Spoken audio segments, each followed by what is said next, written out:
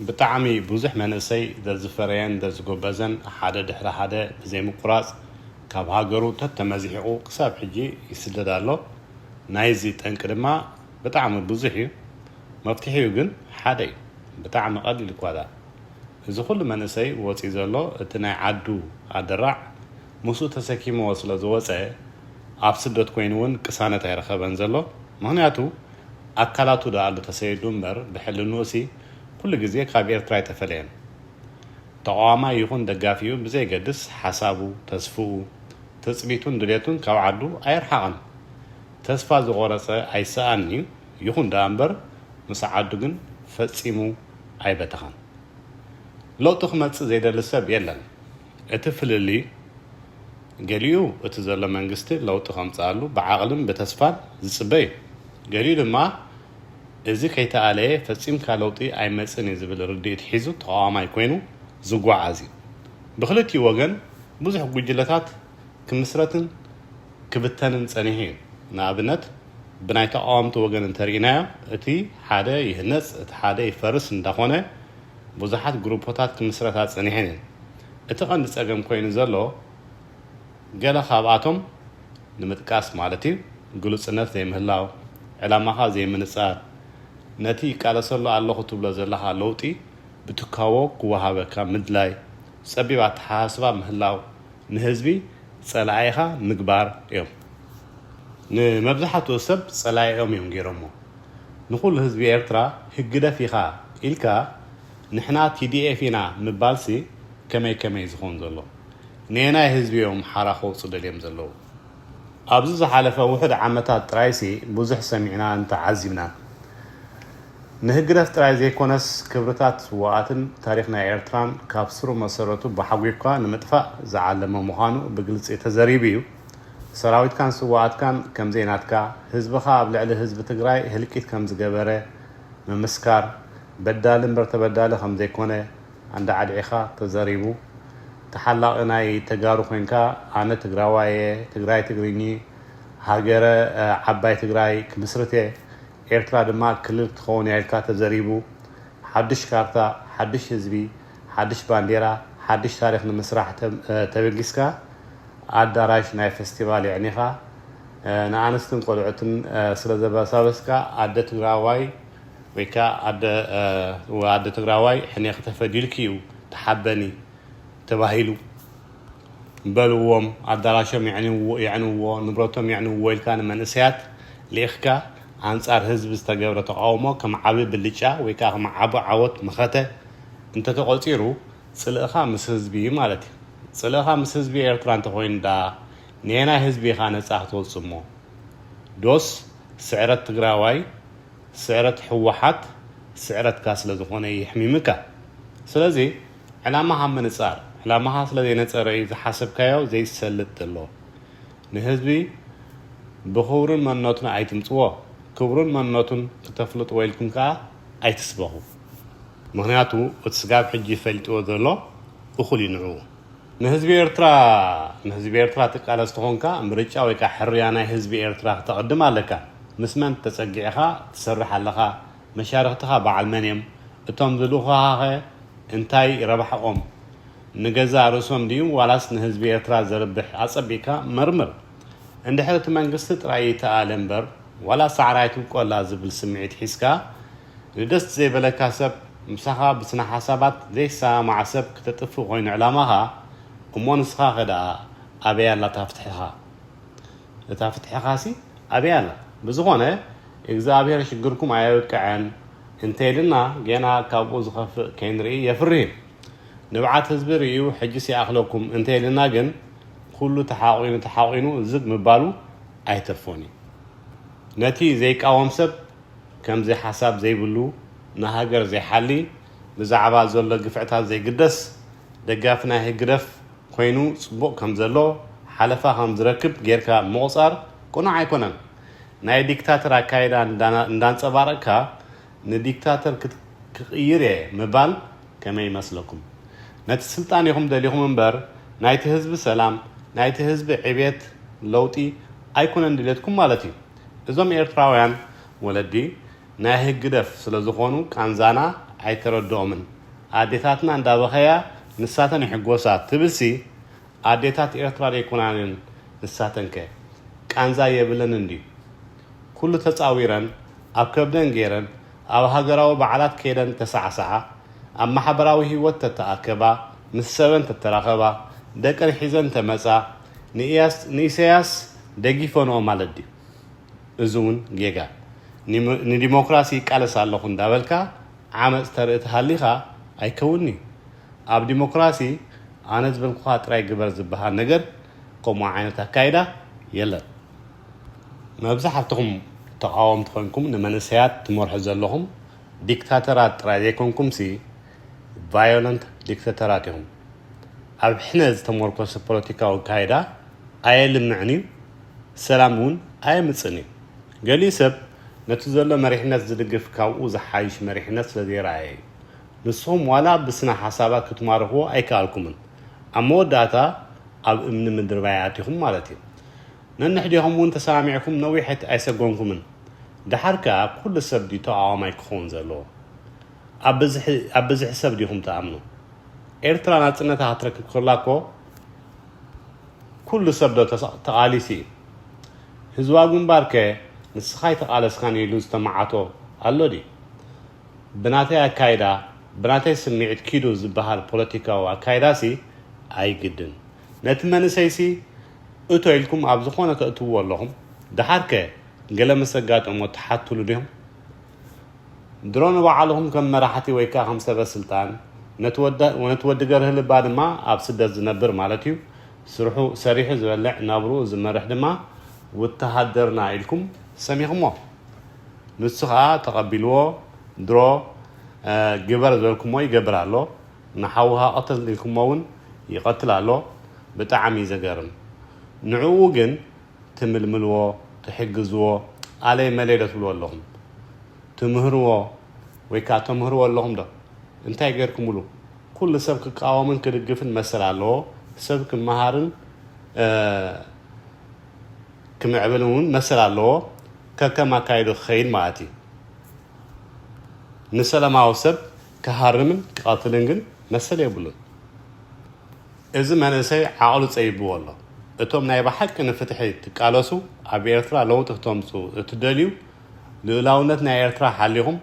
ኣብ ኤርትራ ወፅዓ ኣለና ትብሉ ሰባት ትግራይ ትግርኛ ኢና ኣይትበሉ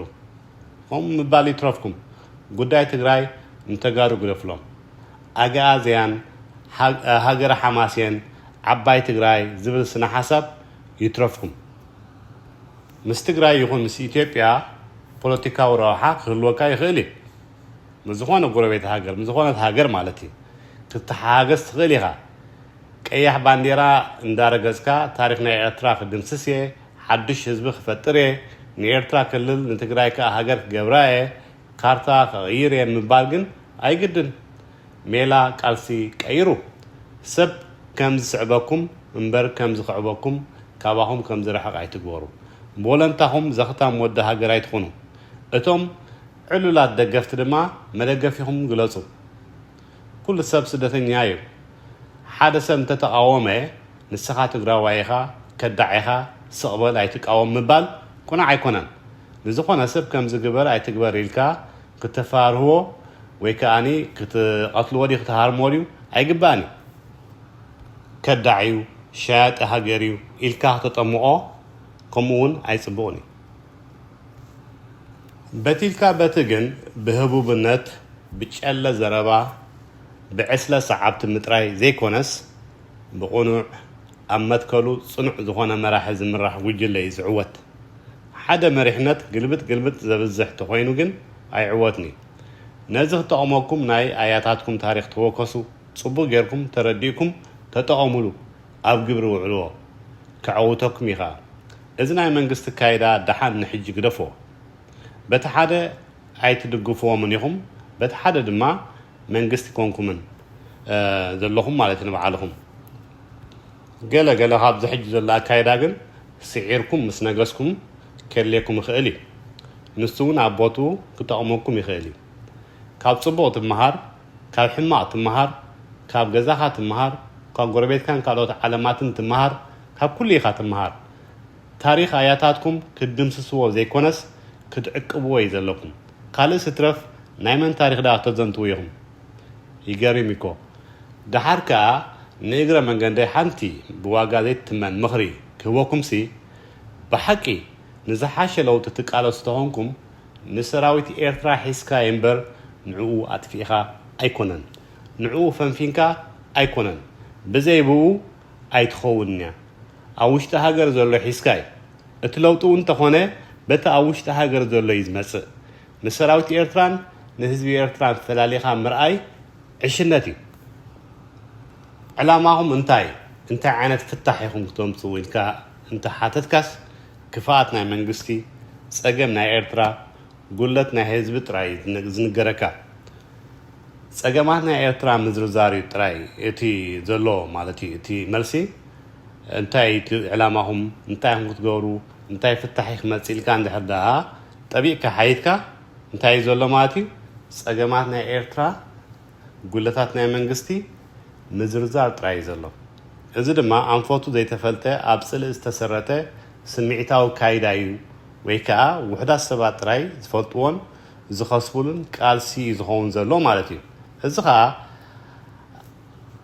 ንሁሉ ብሓደ ዝእክብ ወይ ከዓ ዝጥርንፋ ካይዳ ዘይኮነስ ዝበታትን እዩ ነዊሕ ከይተጓዓዝካ ዘፍርስ እዩ ንሓደ ወድብ ባዕልኻ ክትዕንዎ ቀሊል እዩ ክትሃንፆ ግን ከቢድ እዩ ኣብ ቃልሲ ምስልምና ኣውራጃ ብሄር ፈላሊኻ ክፅውዕ የብልካን ኤርትራዊ መንፈስ ዘለዎ ቃልሲ ክህሉ ኣለዎ ዝኾነ ንለውጢ ዝቃለስ ጉጅለ መርገፂኡ ንህዝቢ ከነፅር ኣለዎ ዘረብኡ ፖለቲካዊ ጎስጓሱ ንፁርን ቁንዕን ኮይኑ ልቢ ብዙሓት ዝሰብር ዘይኮነስ ልቢ ብዙሓት ዝማርኽ ክኸውን ኣለዎ ሓላፍነት ክትሕዝ ከለኻ ድማ ነቲ ሓላፍነት ተዋሂብካ ዘሎ ኣብ ግምት የእቲኻ ዳ ክትዛረብ ኣለካ እምበር ናይ ውልቅኻ ስምዒት ክዛረብ የብልካን ንፍቕሪ ክትሃንፅ ብዙሕ ግዜን ፃዕርን የድልየካ ክተፍርሳ ግን ቀሊል እዩ ንሕና ኤርትራውያን ጌጋና ኣሚና የቕሬታ ምሕታት ኣይለመና ንጉለታትና ክንሓብእ ምኽንያት ክነምፅ ኢና ንፅዕር ብጥዑም ቃላት ጌርካ ንፀላኢኻ ምምላስ ስነ ሓሳብካ ነፂርካ ምግላፅ ኣገዳሲ ቃልስኹም ቃልሲ ውልቀ ሰባት ዘይኮነስ ቃልሲ ውፅዓት ሓበራዊ ቃልሲ ንረብሓ ህዝቢ ኤርትራ ክኸውን ኣለዎ ንስለ ህዝቢ ትቃለስ ተኾንካ እቲ ህዝቢ እንታይ ይደሊ ኣሎ እንታይ ይፈቱ እንታይ ጎዲልዎ ኣሎ ተረዲእካ ንዕኡ ክትጥቀመሉ ኣለካ ፖለቲካ ዕፈና ሓሶት ፀለመ ኣየድልን እዩ ኣብ ብዝሒ ኣይትእመኑ ዝተረድኦ እዩ ዝቃለስ ዝተረድኦ በዓሉ ብሕልኑ ዝተበገሰ እዩ ዘድምዕ እምነትናን ትውክልትናን ኣብ ሰብ ምግባር ምስ በላዓትኻ ሽርክነት ምግባር ንስልጣን ምጉያይ ንኻልኦት ይሕሊፍካ መሃብ ክብርታትካ ምግሃስ ነዊሕ ኣየሰጉምኒ ለውጢኻ ብእግዚኣብሔር ዘይኮነስ ብሰብ ንፅበ ኣለና ኩላትናሲ ሰብ ለውጢ ከምፃልና በዓልና ለውጢ ክነምፅእ ብቕልፅምና ለውጢ ክነምፅእ ንፅበ ኣለና ንደቂ ሰባት ዝያዳ ነድንቕ እቲ ዘጣምረና ዝነበረ ባህልናን ልምድናን ድማ ከም ድሑር ቆፂርና ንድሕሪት ጌርናዮ ፍርሃት እግዚኣብሔር ዘይብልና ኮይና ኣብ መስርሕ ለውጢ ስለ ዘለና ናይ ዓድኻ ገዲፍካ ናይ ምዕራባውያን ኣብ ምትእትታው ነቐድም ኣለና ብሓፈሽኡ ኣብ ናይ መንፈሳውን ስጋውን ኣፍልጦና ጉድለት ስለ ዘለና ትዕቢት ኣጥሪና ኣለና ብጣዕሚ ዕቡያት ኮይና ኣይንሰማዕን ኣይንረዳዳን ብጣዕሚ ትዕቢት ኣለና ዋላ ነቲ ኣንጻር ደርጊ ተቃሊስና ዝተዓወትናዮ ናፅነት ዘምፃናዮ ናፅነት ድሕሪኡ ዝተገበረ ምስ ወያነ ኩናት ንኩሉ ብቕልፅምና እምበር ብሓይሊ እግዚኣብሔር ተዓዊትና ኣብ ዝበፂሕና ኢልና ንዕኡ ንእግዚኣብሔር ኣይመስገናየን ንዕኡ ክረዲት ኣይሃብናየን ካብ እግዚኣብሔርን ካብ ቤቱን ምስ ረሓቕና ግብርና ርዩ ሰይጣን መፃወቲ ይገብረና ኣሎ ንሕና ካብ ሃገርና ብኣካል ኢና ተሰዲድና እምበር ብመንፈስና ኣይተሰደድናን ከም ተቐዲመ ዝበልክዎ ኣብ ኤርትራ ከለና ድማ ብኣካል ኢና ነርናዮ እምበር ብሕልናና ካብ ኤርትራ ካብ ሃገርና ውሽጢ ተሰዲድና ኢና ነርና ስጋናን መንፈስናን ኣብ ሓደ ዝቐውም ኣይኮነን ዘሎ ኩሉ ዘጋጥመና ፀገማት ድማ ብሰንኪ ካልኦት ሰባት ጥራይ ጌርና ንቆፅሮ ኣለና ማለት እዩ ኣብ ክንዲ ሓላፍነት ንወስድ ኤክስኪውዝ ነምፅእ ሓላፍነት ኣይንወስድን ኣለና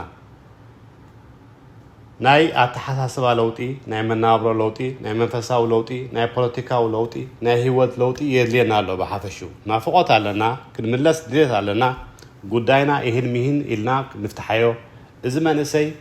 በሐንሳብ ተላዒሉ ብዝመጻኩም እዚ ደጋፊያ ኢሉ ሓደ ጉጅለ ፈጢሩ ዘሎ መንእሰይ ማለት እዩ ብዝመጻኩምሞ ዝገጥመኩም ዘሎ ንኢሳያስ ስለዝፈተዎ ንህዝባ ጉንባት ስለተሓጎሰሉ ንዕኡ ንምሕላው ኣይኮነን እንታይ ዳ እቲ ሒስኩምሞ ዝመጻኹም ናይ ፖለቲካ ሓሳባት ንህዝቢ ኤርትራ ዘርብሕ ስለዘይኮነ ንሃገሩ ዝዕኑ እምበር ዝጠቅም ስለዘይኮነ ንመነቱ ዝጻባኣን ዝትንክፍን ስለዝኮነ ዕግርግር እምበር ፍትሒ ዘምጽእ ስለዘይኮነ